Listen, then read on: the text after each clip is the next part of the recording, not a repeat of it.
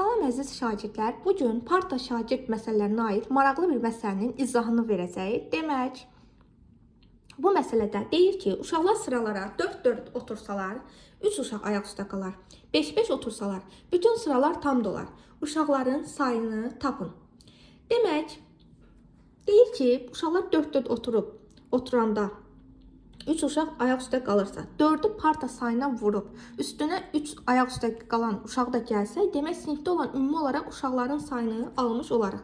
4'ü vuruq partaların sayına. Partaların sayı məlumdur? Xeyr. Ona görə də partaların sayını x-lə ifadə edəcəyik.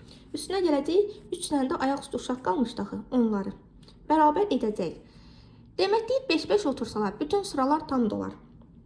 5'i də yenə vuruq partaların sayına. Partaların sayını x ilə ifadə etmişdik. İndi baxın.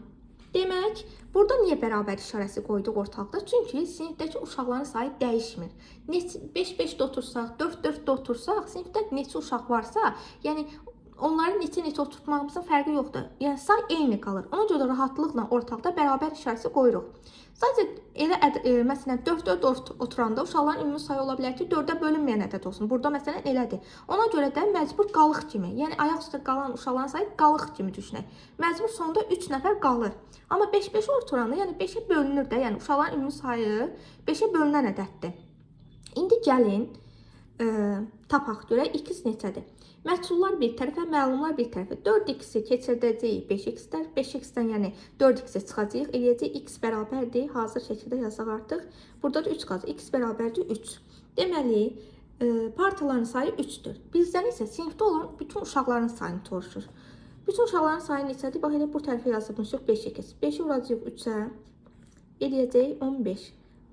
Baxın, məsələnin düzgünlüyünü yoxlamaq üçün burada da yoxlaya bilərik. 4'ü vuracağıq 3'ə, üstünə gələcək 3. 4'ü 3'ə vuranda 12, 12'nin üstünə 3 gələndə 15.